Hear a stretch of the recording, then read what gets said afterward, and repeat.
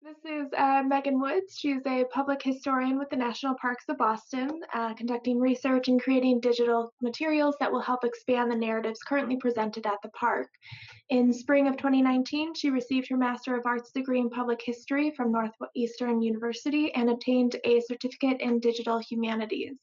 While at Northeastern, she helped develop a digital project recognizing the relationship between Luxembourgers and American soldiers during World War II.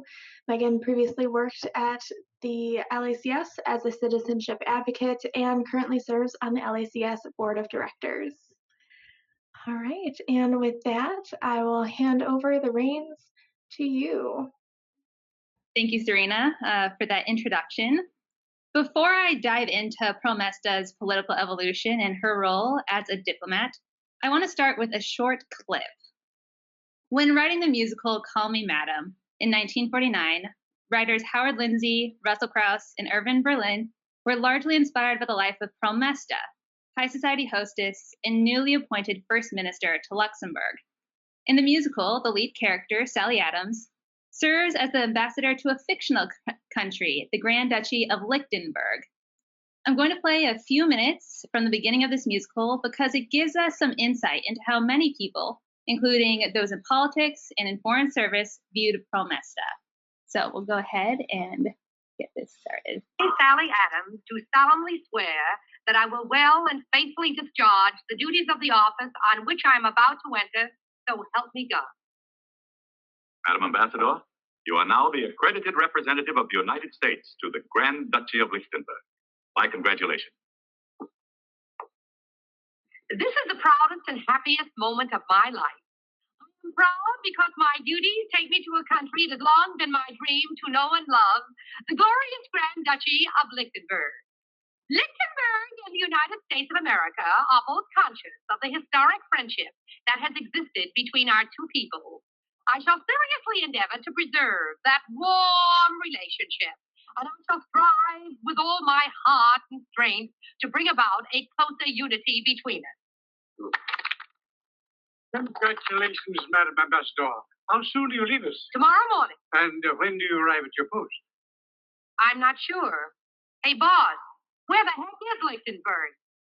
Step on her. She's on her way down. Hope I got enough lights. With Sally's diamonds, you don't need lights.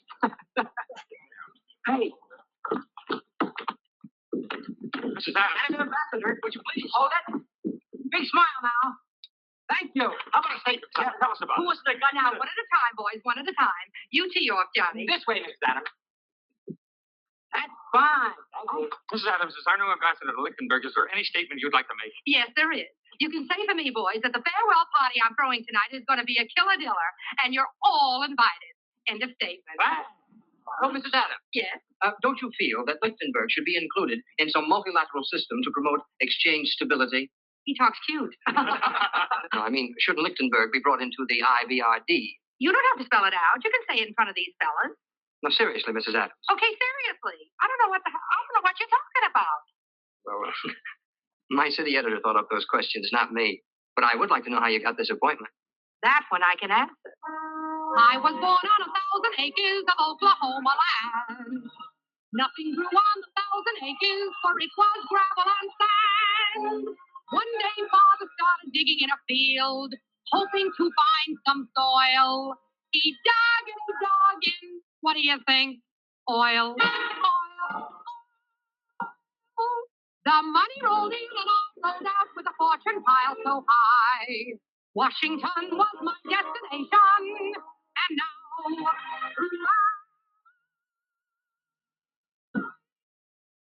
I'm the chosen party giver for the White House clientele.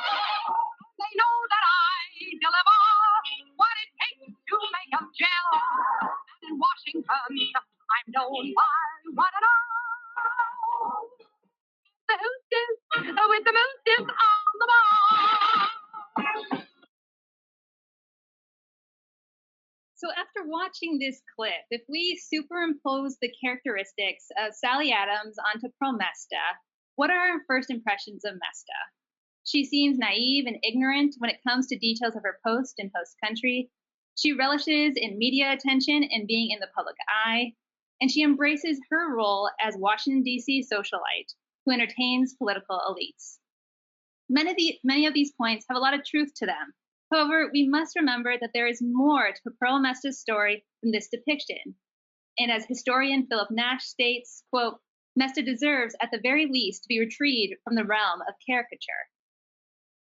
Throughout her life, Mesta ardently supported women's rights and used her wealth and connections to push both political parties to embrace feminist platforms. She also mastered how to influence DC politics by turning her high society parties into centers for political debate and discussion. And her ability to bring people together led her to embracing a different type of diplomacy in Luxembourg.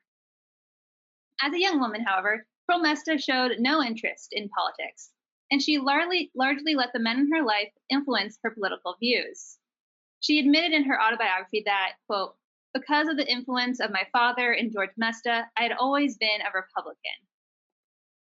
Her father, William Skirvin, was a lifelong conservative.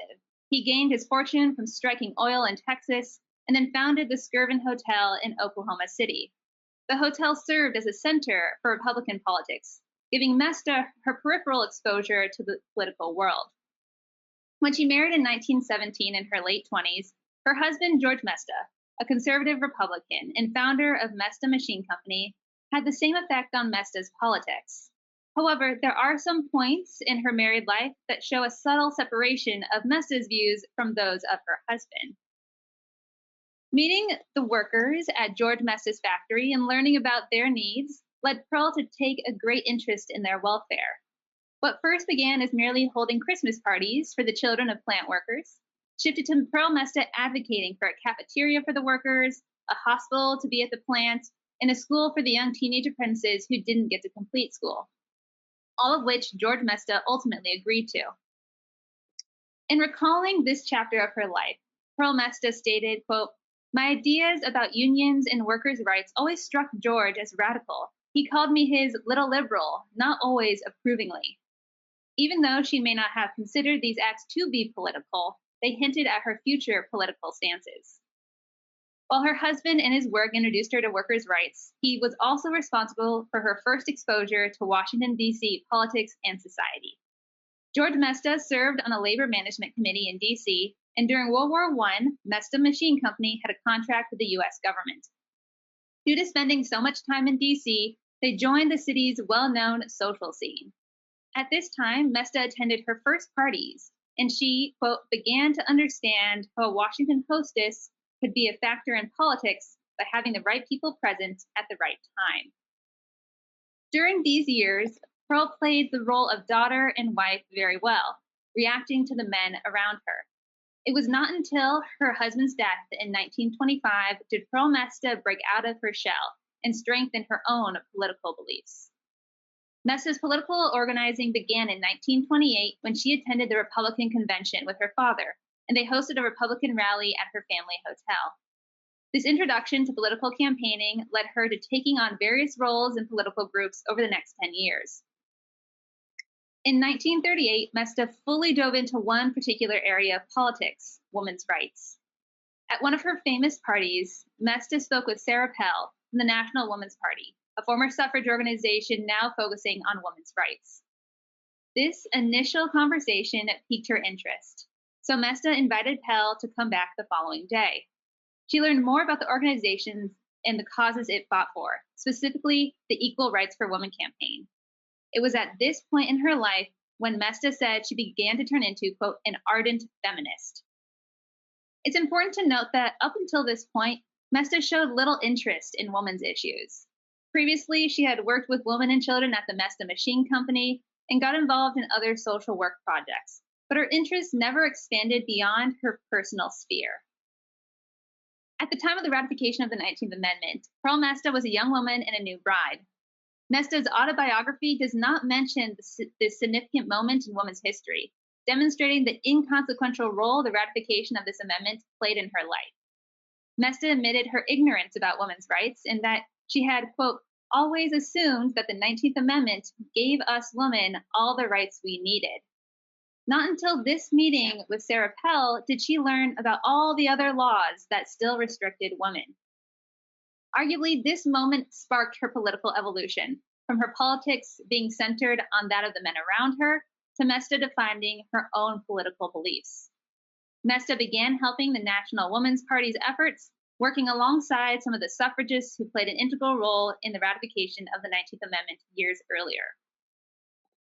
With this first year of her political awakening, Mesta helped organize the World Women's Party, which aimed to protect the existing rights of women in all nations and to extend these rights. While this organization ultimately failed, the collaboration with other women led to a permanent League of Nations Committee on the Status of Women, which Mesta claimed to be the forerunner to the Status of Women Committee of the United Nations. With this new fervor for women's rights, Perle Mesta attended the Republican Convention of 1940 and lobbied for an equal rights constitutional amendment. Mesta used the connections she had made over the previous years to influence the Resolutions Committee. Her efforts paid off as the Republican Party became the first major political party to support this constitutional amendment. With the more liberal conservative Wendell Willkie as the Republican nominee, Mesta remained hopeful for progress for women. However, as Willkie started shifting to more conservative views during the election, Mesta became frustrated with his politics. At this point in her life, Mesta said she, quote, took one of the most important steps of my life. As she stated in her autobiography, Mesta began to compare the two parties and think about what they stood for. While she didn't approve of every aspect of the New Deal, she supported the housing and labor programs and believed that Democrats were doing more for the people and for the working man. Mesta believed Republicans were more interested in preserving the status quo, which she believed, quote, did not seem worth conserving. So for the 1944 election, she registered as a Democrat. At this time, Mesta also officially changed the spelling of her name from Perle, P-E-A-R-L, to Perle, P-E-R-L-E, or as she expressed, quote, so it was off with the old Republican Perle and on with the new Democratic Perle. This switch in political parties gave Mesta the popular nickname Two-Party Perle. Just as she had done at the previous Republican National Convention, Perle Mesta worked tirelessly to get the Democratic Party to endorse a constitutional amendment for equal rights, even when First Lady Eleanor Roosevelt and Secretary of Labor Frances Perkins spoke out against it. Her efforts proved successful, as now both political parties adopted the Equal Rights Amendment into their party platforms. Mesta continued to play an instrumental role in the Democratic Party by serving as the assistant to the finance chairman of the Democratic National Committee. In this position, she arguably saved President Truman's 1948 campaign when the DNC was quickly running out of money. She swooped in to help, calling both Democrat and Republican friends to donate. Her efforts helped lead Truman's re-election campaign to victory. As we consider her role in politics, we cannot ignore her renowned parties. While it's easy to simply view her parties as frivolous gatherings for members of high society, Perle Mesta believed them to be a valuable tool. As she stated, quote, socializing brings people together, and getting people together promotes better understanding of common problems. She explained how she purposely tried to mix different political figures, diplomats, businessmen, and other professionals into the same room, believing parties could be an avenue to settle differences or discuss policy. Mesta stated, quote, a cabinet member who might not want to be seen going to call on a senator at his office may be able to settle a problem with him off in a quiet corner at a party. Or a legislator can say to a colleague over a demi-tasse, what's wrong with my bill? And get a forthright, unrestrained answer that would not be possible if the two men were clashing on the floor of the House or Senate. To some extent, Perle Mesta believed her role as hostess as patriotic. She believed her party giving as the best thing she could, quote, do to render service to my president and my country. As this quote states, Mesta became known as the unofficial party giver for President Truman, even helping to organize his inaugural ball, as we see here. Due to her influential role as fundraiser and hostess for the Democratic Party, members of the DNC believed she could continue to use her skills in an official capacity. After the re-election campaign, India Edwards, the vice chairman of the DNC and the director of the Women's Division, approached Mesta about becoming an ambassador, to which Mesta responded, "That's ridiculous. Why, I don't know the first thing about diplomacy. There are a lot of women who are better qualified than I am for a diplomatic post." India Edwards believed it was essential to have women in lead diplomatic positions, as these were high-status, visible positions frequently held by men. With Mesta's prominence and feminist views, she appeared to be a perfect candidate to help instigate this change. A few months later, Edwards again met with Mesta and notified her of Truman's wish to appoint her first minister to Luxembourg, which would be the first time a U.S. minister was appointed to Luxembourg, as the embassy in Belgium previously oversaw lower-level diplomats in Luxembourg. Upon being offered this position, Mesta seriously considered whether or not to accept. Due to her inexperience in diplomacy, she questioned if she should take the job. However, some friends encouraged Mesta to accept, arguing her experience in bringing people together through her parties would serve her well. In addressing this debate in her autobiography, Mesta made an interesting comment about how she thought her husband would have reacted to her appointment. Mesta believed he probably would not have approved because he believed the place for a woman was in the home. But ultimately, Mesta thought he would have told her to do what she felt to be right. And after toiling over this decision, Mesta believed it was her duty to accept the appointment. When the appointment became public, politicians and foreign service officials, or FSOs, debated whether this society hostess and political fundraiser with no diplomatic experience should become the first minister to Luxembourg. Opponents believed it was purely a political appointment. In their eyes, her reputation discredited her ability to serve. However, others applauded the decision, thinking Mesta was well prepared for the task at hand. The debate made its way to the Senate floor in July 1949, as senators debated the appointment. The sole vocal opponent, Senator Forrest Donnell of Missouri, argued her qualifications were not sufficient to be this first minister, and that diplomatic posts were being used as, quote, political plunder. More senators spoke in favor of Mesta, believing those against her wanted, quote, someone with breeches on. These senators argued that while she had no official diplomatic training, Mesta's experience socializing and entertaining would be valuable.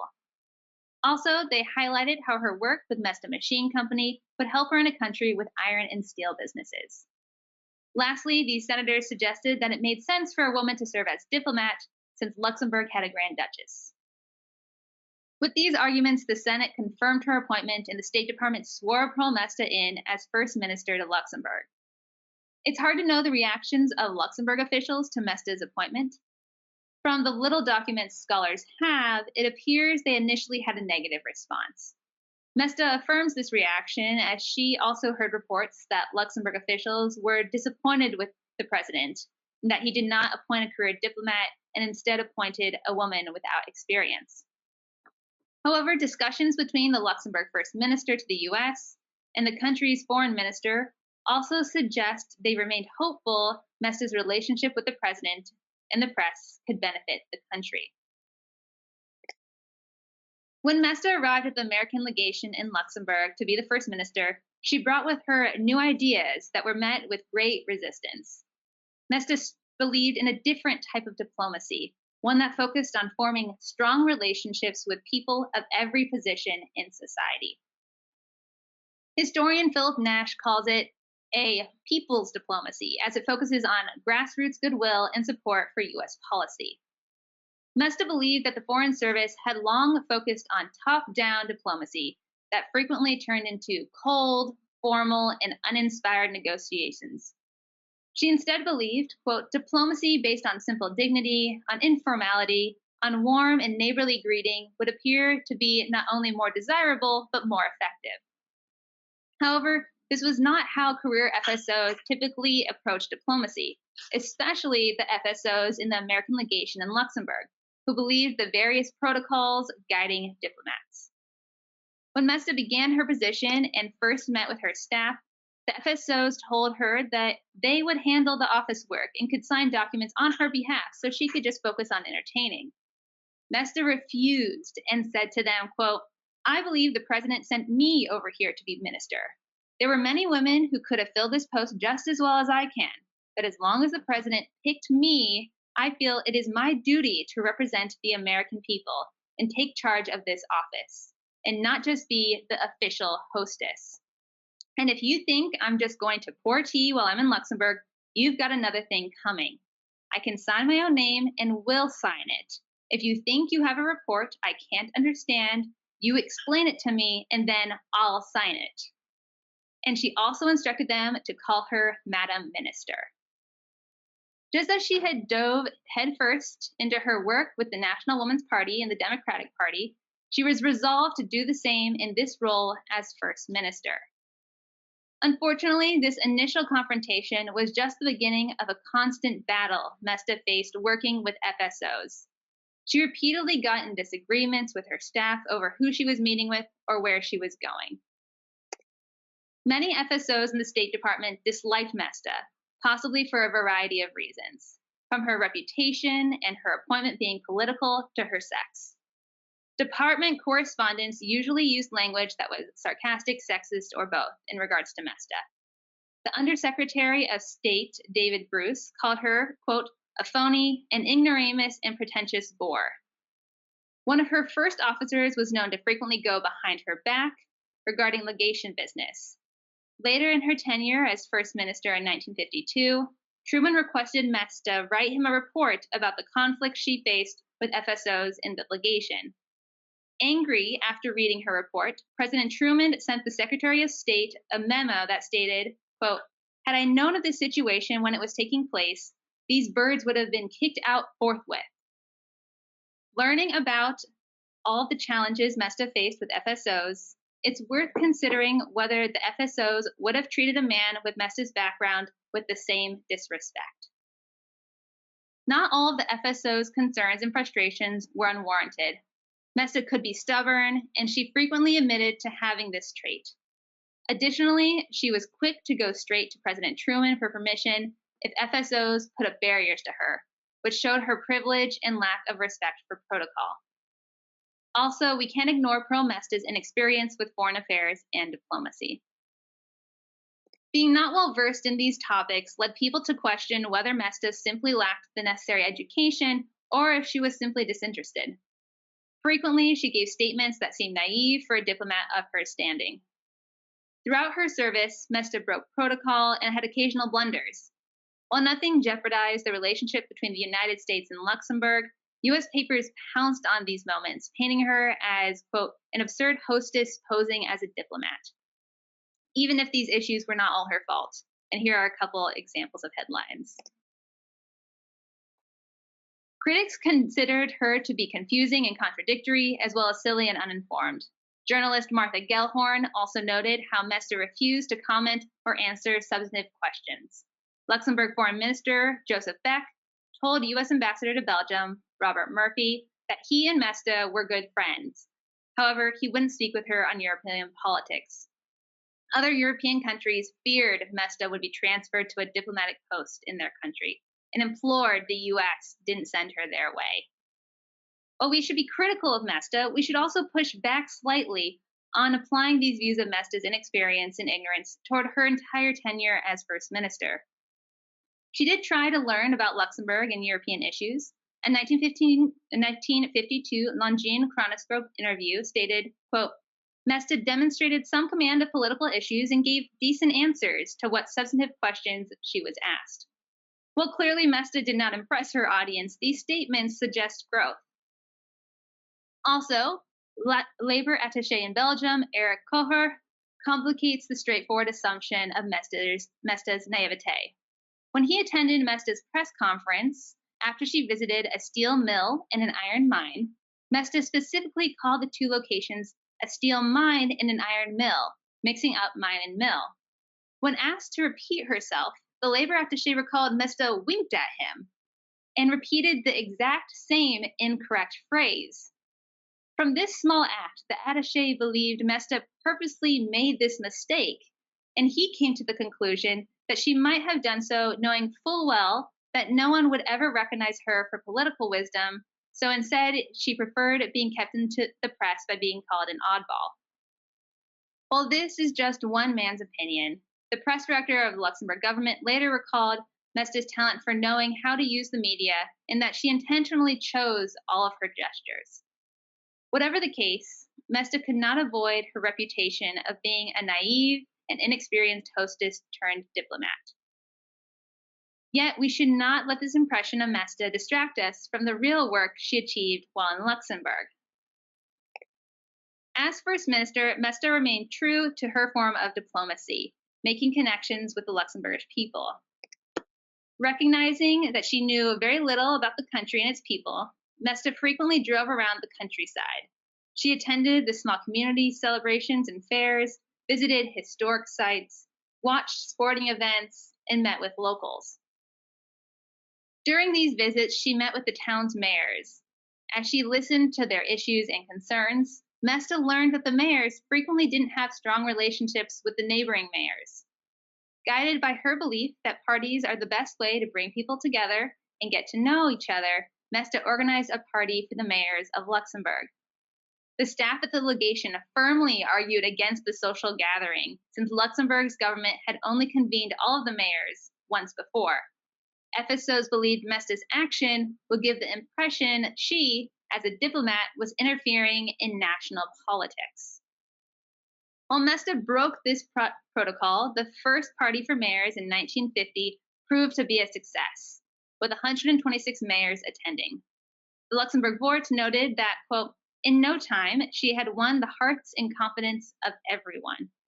A writer from the Review acknowledged the success of the party as mayors were able to exchange views and discuss solutions to local problems. Due to the success of the party, Mesta made it an annual event. We don't know what Luxembourg officials thought of these parties. However, Minister Pierre Friandin did attend the parties in 1951 and 1952. After Mesta left Luxembourg, her replacement did not continue the tradition. However, years later, John Dolibois, U.S. ambassador to Luxembourg in the 1980s, heard about the parties and their popularity and decided to host one himself.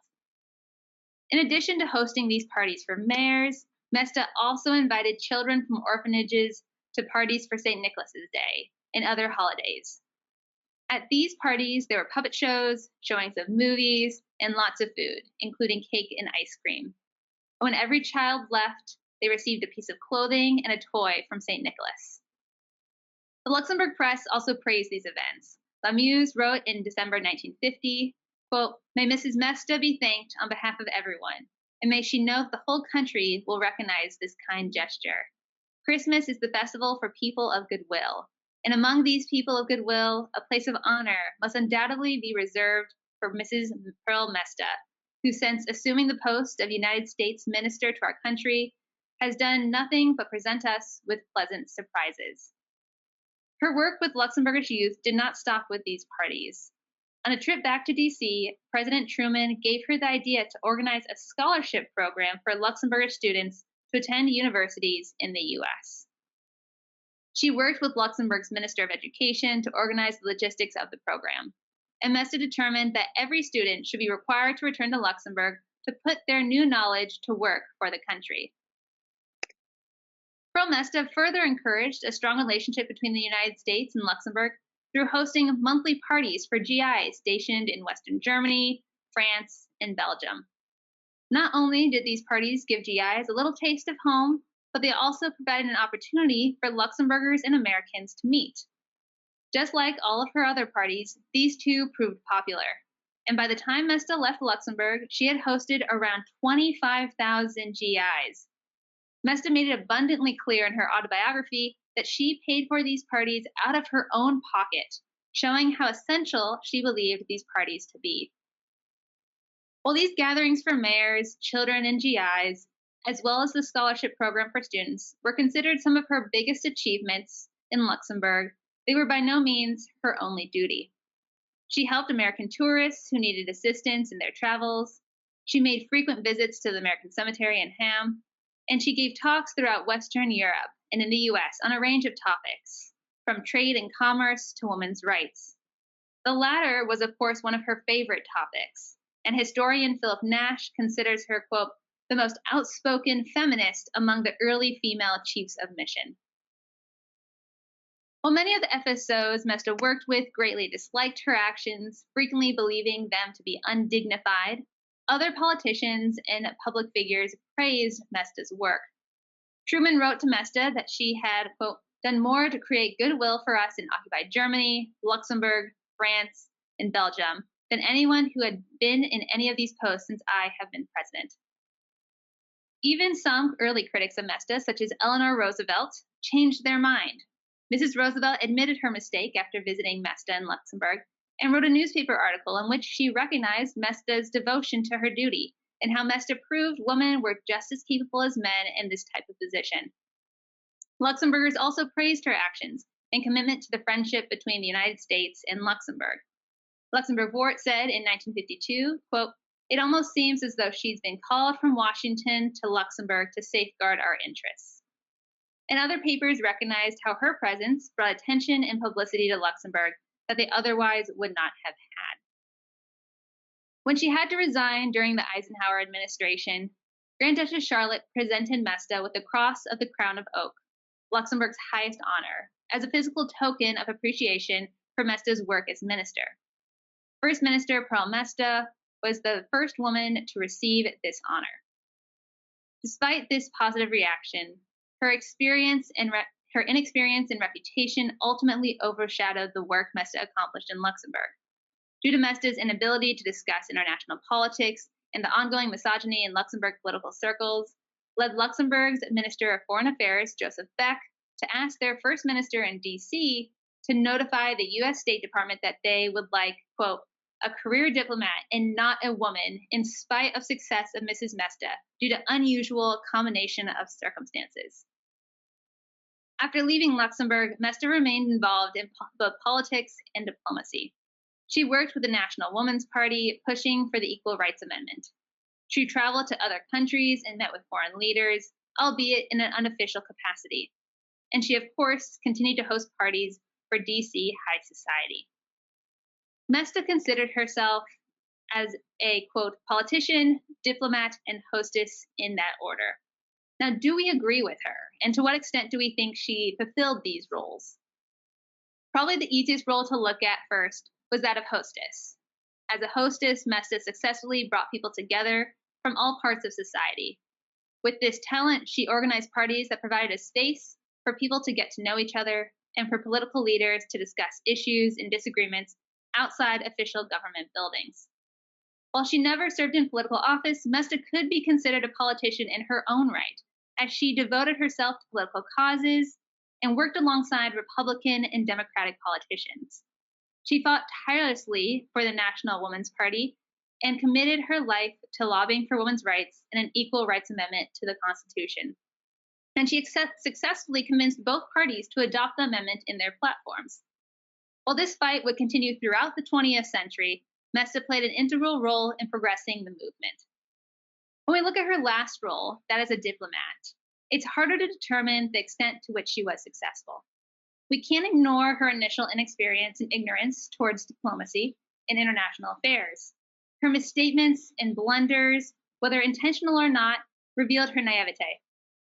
Mesta's reputation, combined with those minor flaws, led to her constant struggle with career Foreign Service officers who believed her method of people's diplomacy to be unorthodox. However, we cannot deny her ability to make connections with the people of Luxembourg. Mesta's willingness to travel around the country and meet with people highlighted how she sought to build the friendship between the two countries. Her parties for orphans and the mayors, along with her other public acts, endeared her to the public. As the mayor of Luxembourg City once said of Perle Mesta, she had, quote, conquered the hearts and the esteem of all Luxembourgers. So I'll leave you by returning to that question and raise some more. What are we to think of Perle Mesta and her roles? Was she simply the absurd caricature of the hostess Sally Adams, who turned politician and diplomat in Call Me Madam? Or does by looking back over her life and actions suggest there's more complexity to Perle Mesta than meets the eye, and that she was indeed more than just the hostess with the mostess? Thank you. Thank you. That was very good, very interesting. Thank you so much. All right. Well, just to get started with some questions for you. Um, so, I got a question from Carson. He asked, why do you think Clare Boothe Luce is historically and widely recognized as the first American woman to hold an important diplomatic post, even though Luce's appointment to Italy uh, was in 1953 and therefore was 4 years after Mesta's appointment? Did the two women ever have a relationship, even though they were not members of the same uh, social circles or political parties? And I thought that was very interesting. If you want to. Yeah, I think that is an interesting question and a good point to make, because Perle Mesta was not the first woman ambassador. There were two other women prior to her in Denmark and Norway years earlier. And so I wonder if part of it is because women had a very small presence in foreign service for quite a long time. There was minimal progress over in the 30s and 40s. And that's partly why they India Edwards wanted Perle Mesta, since she had such a high profile, they wanted her in a position. So I think part of it is that they weren't in very visible positions. And also I think it could be because, Perle Mesta, a lot of people didn't take her seriously. So maybe part of the reason is because she wasn't seen as a serious ambassador. And so Clare Boothe Luce was seen a little bit more like that, and that could be why she is more recognized than earlier female diplomats. Okay. And this kind of ties into that, but maybe you can speak a bit more on it and correct me if I'm wrong. For Luxembourg, they didn't have an ambassador from the United States themselves before this. So what was sort of that position like? And I wonder if that played into sort of the not taking Perle Mesta's position seriously. Yeah, they only had a charge d'affaires before Perle Mesta, and they were overseen by the ambassador in Belgium. And so I think that's part of the motivation for why Truman did decide to send her there. I think he was also considering possibly Norway, thinking that it was going to be just like kind of an easy position to fill. We had very strong ties to Luxembourg. Some other countries were they did see Perle Mesta as that it would mean that the U.S. wasn't taking them seriously. So putting her in a position that wasn't already in existence kind of helped save face, so to speak. And I think that's what partly made that transition of putting Perle Mesta there a little bit easier in Truman's eyes. Right. Okay, great. Next question from Mark. Do we know what Perle thought of Call Me Madam? That's a good question. So she, in her everyone else says we don't know, but in her autobiography, she says how she was a little nervous as to how it was going to be portrayed. She had actually invited one of the writers over to Luxembourg, or she had heard that he was traveling and invited them to stay with her, hoping she could influence the portrayal of her, because her friends told her about that they were writing this musical and she had no idea. So she was nervous when they were writing it. She was nervous she was going to let Truman down. And overall, I think she says something along lines in her autobiography that, I didn't really see the connection to me. Like, I didn't take it all that seriously. Good show. She knew Ethel Merman, who played her. And so she's in the film, and she also played Perle Mesta. And she would invite Ethel Merman to some of her parties. And so she was very complimentary of Ethel Merman's performance, saying that I wish I was only as good of an ambassador as she is an actress. But she, I think, was very lighthearted about it. She said the press kind of played it up more than what she actually felt. However, she saw the performance with First Lady Margaret Truman, or First Lady Bess Truman, and her daughter Margaret Truman. And First Lady Truman did not like the performance. She did not like how her friend was being portrayed. Interesting. Okay. Next question. How do you think her privilege and social status played into her understanding of women's rights, both before and then after she talked with, and forgive me, I'm forgetting that the woman's name that had a part in the. Sarah Palin. Yes, thank you. Yeah, I think her, the quote about her saying that she didn't know anything about women's rights, the men around her kind of sheltered her. She thought she was going to be taken care of. But I think the more she traveled and her eyes opened to the issues, the working class people had, that she wanted to step up. And I think she still wasn't fully aware about all of the women's issues out there. And so she saw, I think, her privilege and her position as just being able to speak about it could help bring attention to these issues. I don't think it was just, having read about her, I guess sometimes her political knowledge comes from the people around her. And I think it doesn't necessarily mean that she was fully aware. It's everything. She was good at absorbing information. So I think I think she probably knew a little bit, but not to the full extent. But she tried to do whatever she could to help. Okay, great. Well, that is the last question we have. And thank you so much for speaking about Perle Mesta. It was very interesting. I think it's something that definitely shows the connection between Luxembourg and the United States as it continues in our history here. Of course. Thanks for having me.